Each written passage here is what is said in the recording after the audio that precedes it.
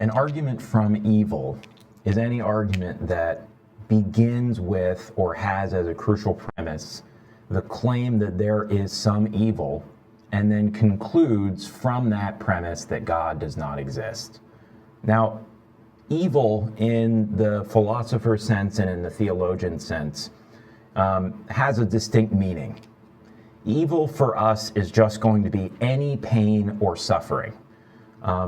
It's important to see this in part because the problem or argument from evil does not turn on any controversial claims about what wickedness is, say, or what vice is, or what a bad heart or bad intentions are.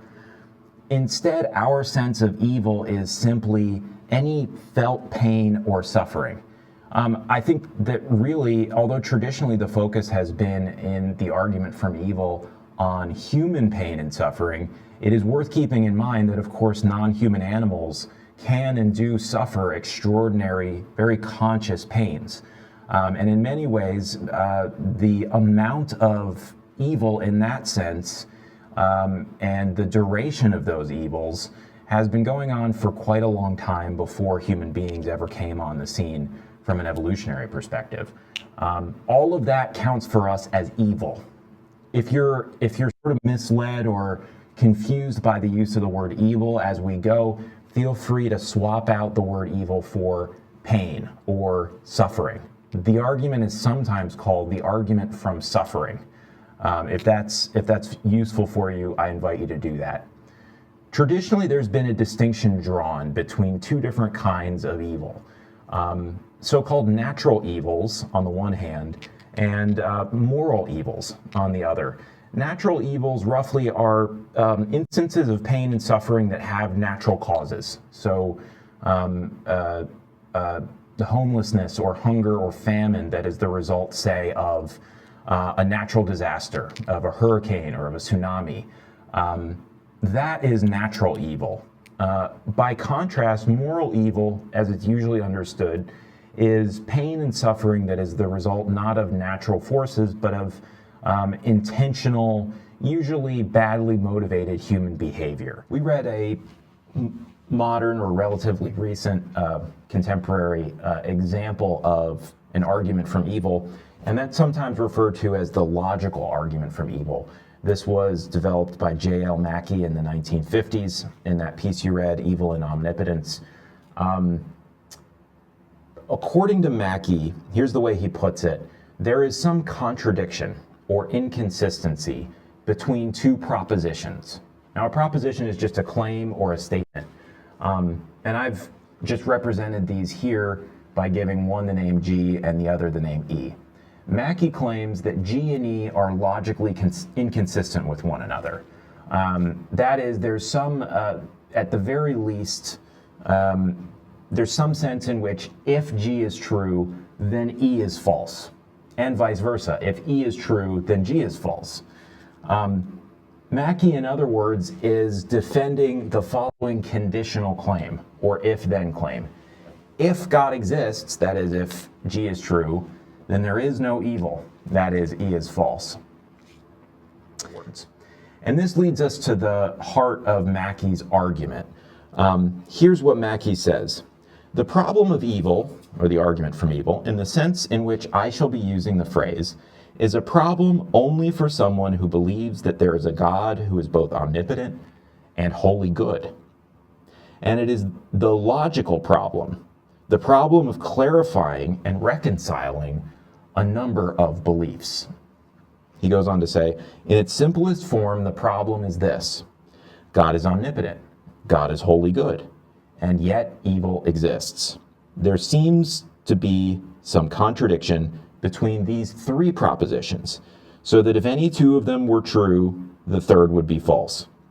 But at the same time, all three are essential parts of most theological doctrines. The theologian, it seems, at once must adhere to and cannot consistently adhere to all three. So really what Mackie says here is the defense of C is going to require us to invoke additional claims about what God would be like if God existed. Mackie thinks this is important in part because the claims he wants to invoke are claims that are supposed to be definitional of theism itself. That is part of the theistic worldview, such that no theist could possibly give them up without ceasing to be a theist at all, of the argument from evil. This is not going to be our completed version, and I don't even have a place on the worksheet for you to write it down. But this hopefully will give you a bit of a roadmap to see where we're going, because we're going to add quite a few premises to this argument. First, we have C, which is that conditional claim that Mackie's making. If God exists, then there's no evil. And then second, we add to that the proposition that, hey, there is evil. It follows from C and E that God does not exist.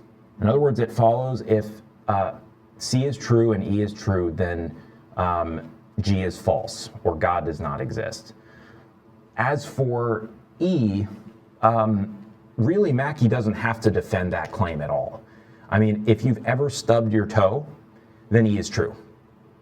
Now, keep in mind as we go, like, you don't have to necessarily think of these evils as particularly horrifying evils, or evils for which there can be no justification, or anything like that. All E says is there is evil. As a bare claim, we're understanding evil as just there's some suffering. So if you've ever suffered in any way, you should sign up for E, whether you're a theist or not. No theist should deny that there's evil in the thin sense of some pain and suffering. So then, of course, the question is, why should anybody believe C, that if God exists, then there's no evil? I mean, this argument is valid, so our question then is it sound? And if E is true, then if you want to resist this conclusion, C is the only place to push back. And of course, a theist might rightly say at this point, well, I believe in God, I also think there's evil, so I reject C. Mackie's job then is going to largely be to argue for the truth of C. And the way he does this is by invoking what's known as classical theism. Now, Mackie's not himself a theist, but Mackie's opponents are. And so he thinks, I am going to give a proof of C that draws only on propositions that my opponents, the theists, accept. Classical theism, we're going to understand as a monotheistic position, that is the view that there is one God, and it is roughly the view or the conception of God that the three major monotheistic faiths have in common with one another.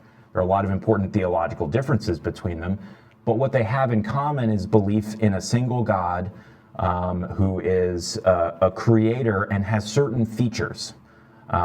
Christianity, Judaism, and Islam all agree that one, G is true, or God exists,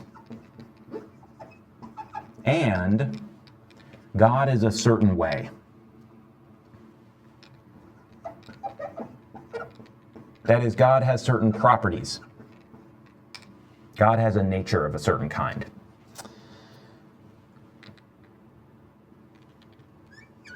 I'm going to call these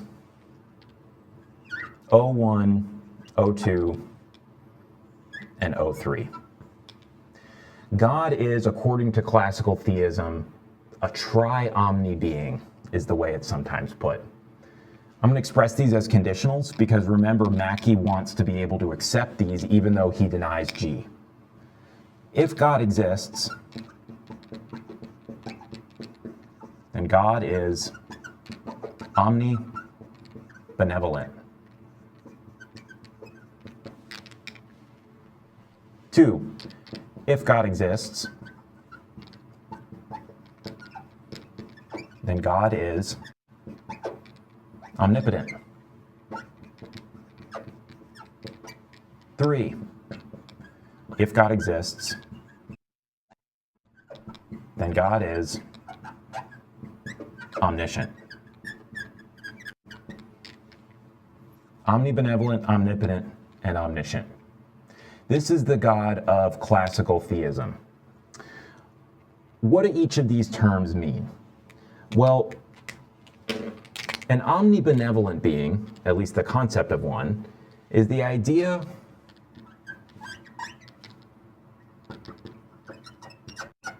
of a being that is perfectly good. Take your favorite virtues, your favorite moral virtues: generosity, humility, wisdom, courage, and amp them up to the maximal possible degree, and then have them all sort of cohabitate in a single person. That is the idea of a perfectly good being. Sometimes perfect goodness is couched in terms of love.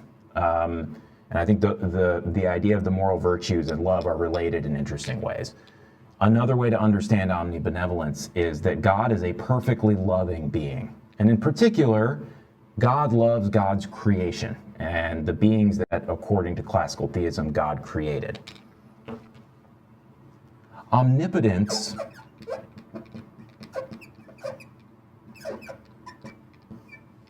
is perfect power.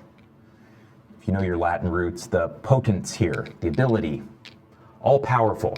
We're going to define this as follows. Omnipotence is the ability to do anything.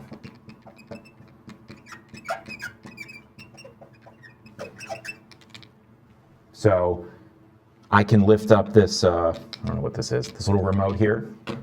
I can lift up this eraser. I cannot, I don't think, lift up this whole table. An omnipotent being, though, of course, could. An omnipotent being could move a mountain. An omnipotent being could, in principle, break the laws of nature, say, turn water into wine, bring the dead back to life. That's what omnipotence would be if there were such a thing. And then finally, omniscience, if you look at your root here, the omni means all, and in this case, the omniscience, the scient, it comes from the Latin scientia, which means knowledge, and is the basis of our word science. So omniscience then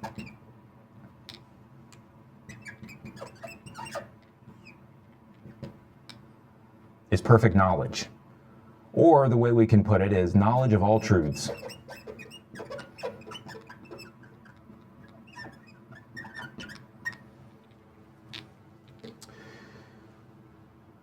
This then is a statement of classical theism. There is a God, and God is a certain way. God is omnipotent, that is all powerful. God is omniscient, all knowing, and crucially, God is all loving, or perfectly good.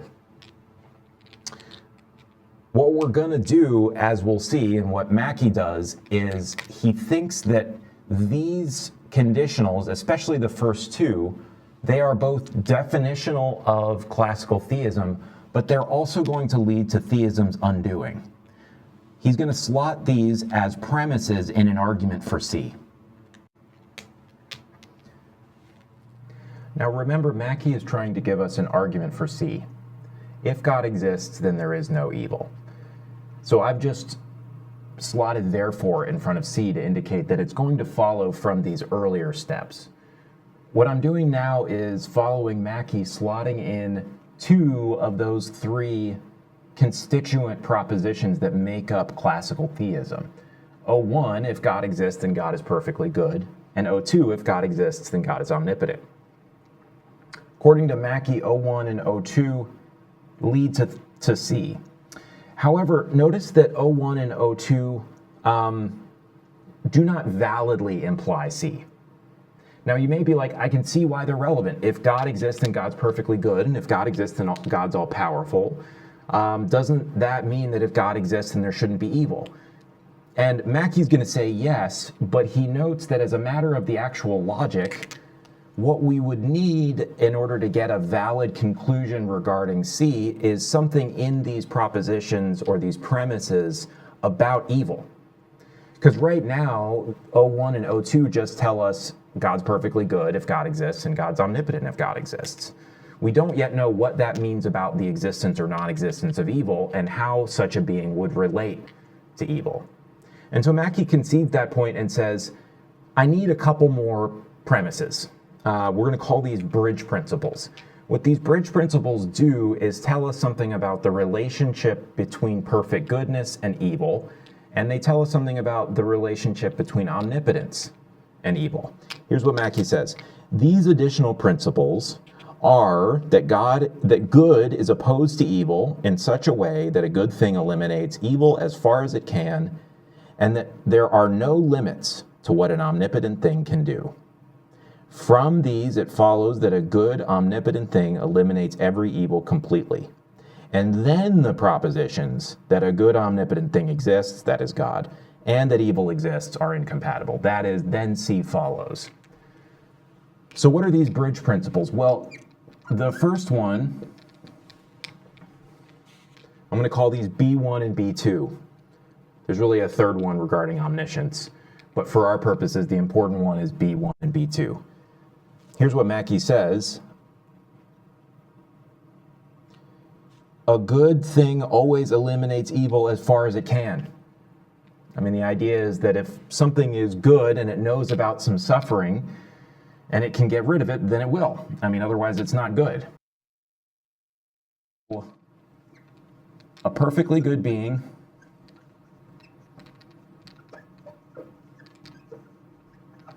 eliminates every evil it can. Now, this word eliminates here, I think we can also say, and prevents any evil that it can. The idea would be a perfectly good being would both get rid of any evil that already exists, but also, if it could, prevent that evil from occurring in the first place. I think we can sort of fold all of that into the idea of eliminates following Mackie. And then here is our other bridge principle, B2. This other bridge principle tells us what an omnipotent being can do regarding evil. An omnipotent being can eliminate every evil. So notice that bridge principle 1 tells us, here is what a perfectly good being, if there were such a thing, would do with evil that it can eliminate. But it doesn't tell us, well, how much evil and which evils can such a being eliminate. And this is why we need this step regarding omnipotence. An omnipotent being can eliminate every evil.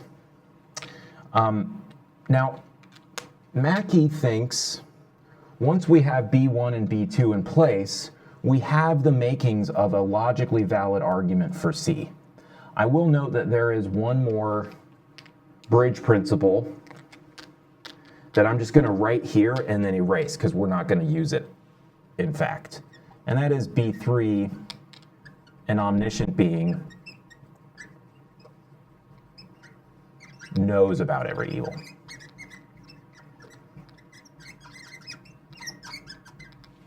It turns out that, at least the way Mackie formulates the argument, omniscience doesn't do a ton of work.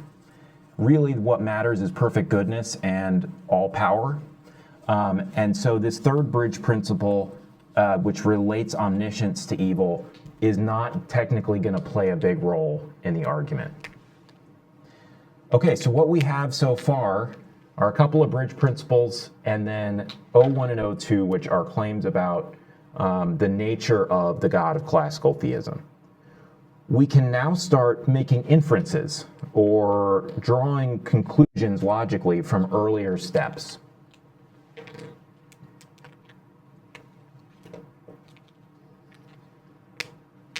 So let's now look at B1 and O1. A perfectly good being eliminates every evil it can. And if God exists, then God is perfectly good. What follows from these two is this. Therefore, if God exists, then God eliminates every evil God can. Why? Well, because God is perfectly good, and that's what a perfectly good being does. eliminates every evil that it can. Over here, I'm just going to put 1 and 2. You'll see why in a second.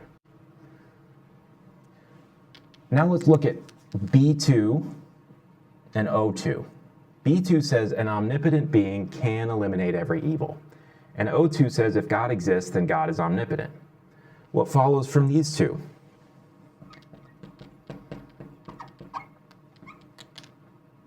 Well, what follows is, therefore, if God exists, then God can eliminate every evil. Why? Well, because an omnipotent being can do that, and if God exists, then God is omnipotent. We are really close now to C. We have one more step in between, though. I'm just going to write up over here, for reasons you'll see in just a second, a couple more numbers to tell us where this is coming from. That is 4 and 5. C says, therefore, if God exists, there is no evil. This sixth step says, therefore, if God exists, then God can eliminate every evil. What we need then is to put together 3 and 6. 3 says, if God exists, then God eliminates every evil God can. We don't yet know just from 3 which evils God can eliminate. But when we look down at 6, we have, therefore, if God exists, then God can eliminate every single evil. It follows then from 3 and 6 that therefore, if God exists, then God does eliminate every evil.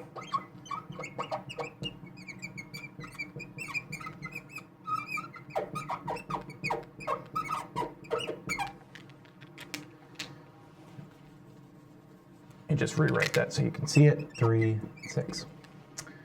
How do we know that? Well, because if God exists, then God eliminates every evil God can. And if God exists, then God can eliminate every evil. So if God exists, then God does eliminate every evil. Now, notice that if God does eliminate every evil, then there's no evil. And that's just C. C says, therefore, if God exists, then there's no evil. So what we now have is C follows from 7. And if C follows from 7, we've just given a valid proof. I just walked you through the validity of each step for C. What I'm going to do now is just rewrite the names of these steps to indicate these are all steps in a single argument against the existence of God.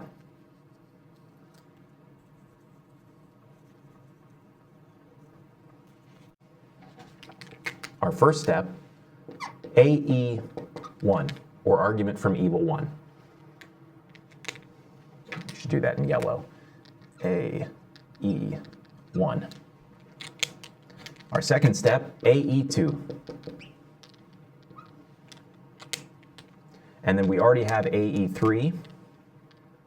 The name of our fourth step will be AE4. Then we have AE5. AE6, AE7, and then we now have AE8. Previously, we called this C.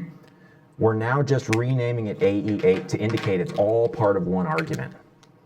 And then E is now AE9. And then finally, our conclusion, therefore God does not exist, is AE10. We now have a logically valid 9-step argument against the existence of God. This is Mackie's argument from evil for the conclusion that God does not exist. Over here, what you'll see is I have indicated which steps follow from earlier steps. There are corresponding blanks in your worksheet.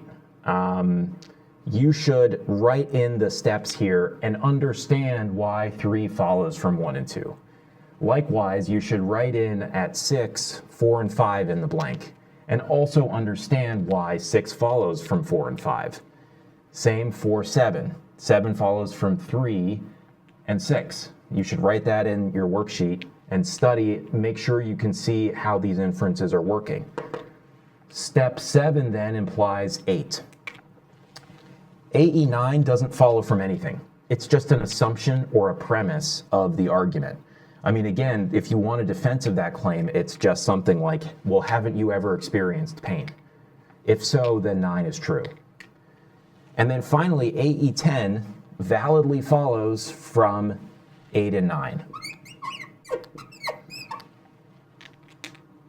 8 says if God exists, then there's no evil. 9 says there is evil. It validly follows that God does not exist.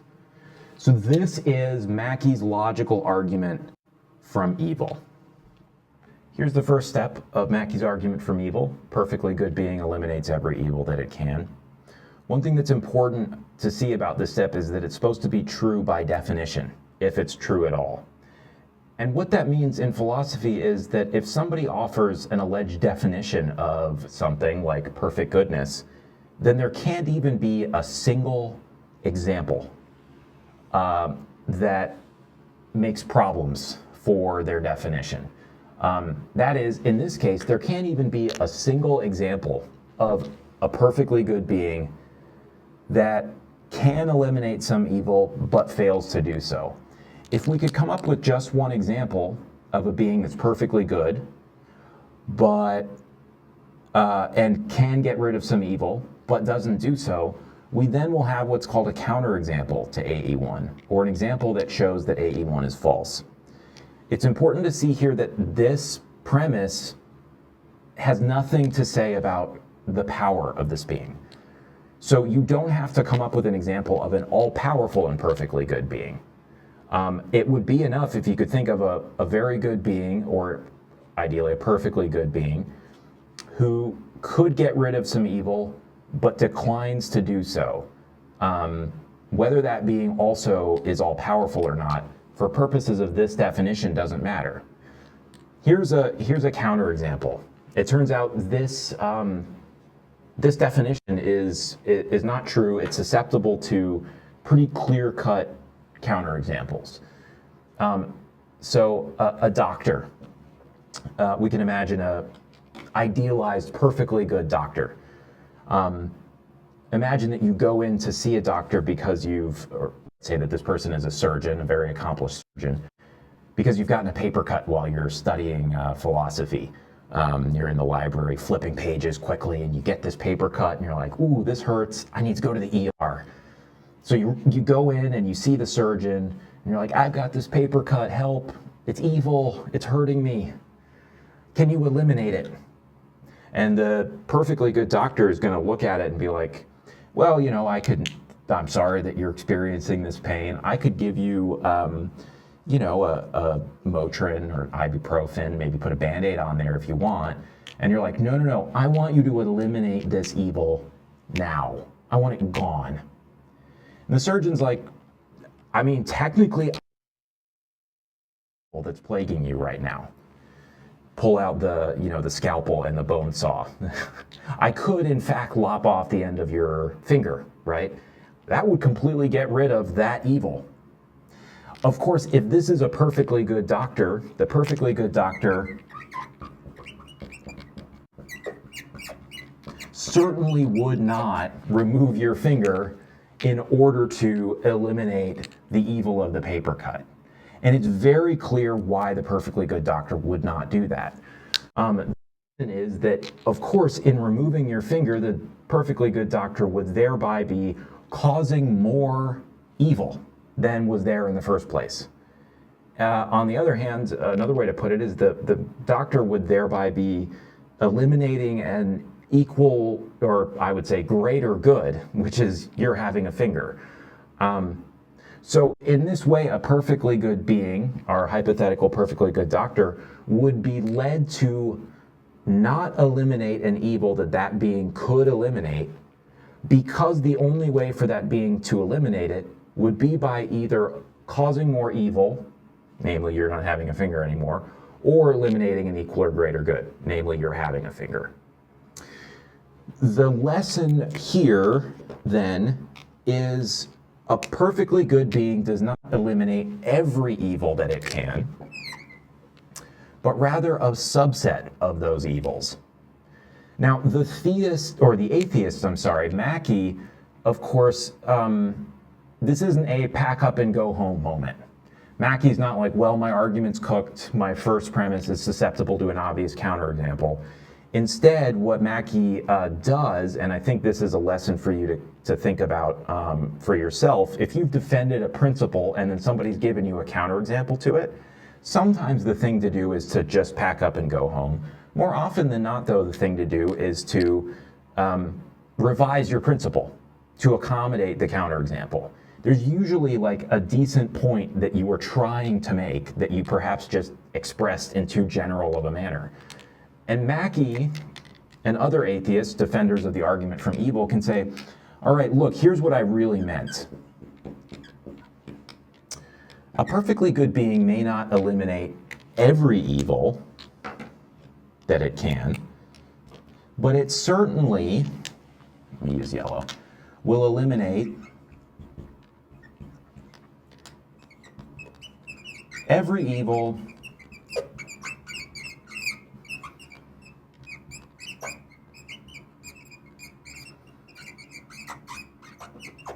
that it can eliminate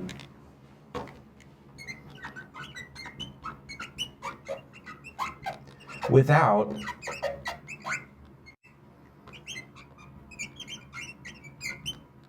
either causing more evil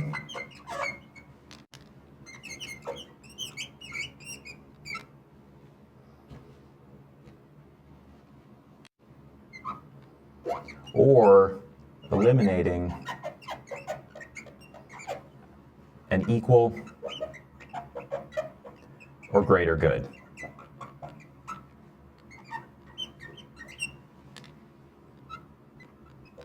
This is on your handout. You should know this. What this new version of premise 1 says is, look, a perfectly good being may not eliminate every single evil that it can. But if a perfectly good being can get rid of some evil without doing further damage in the process, then of course that's the kind of evil that such a being would get rid of. That explains why the perfectly good doctor, despite being able to get rid of the evil of the paper cut, is not going to do so. Because the perfectly good doctor can't get rid of the paper cut here and now without doing further damage in the process. What we're going to see next time is that this change to premise 1 is going to force us to make changes to the rest of the argument. Because we can't just fiddle with the first premise and expect that the argument will continue to be valid. Remember, the rest of the argument rested on premise 1. So we'll have to make some changes to the rest of the argument, and when we do that, what we'll see is that the locus of controversy will now change. Although the argument will be strengthened, the debate between the atheist and the theist will move from whether or not a perfectly good being eliminates every evil that it can, to the question of whether or not there are evils that a perfectly good being could eliminate without doing further damage. See you next time.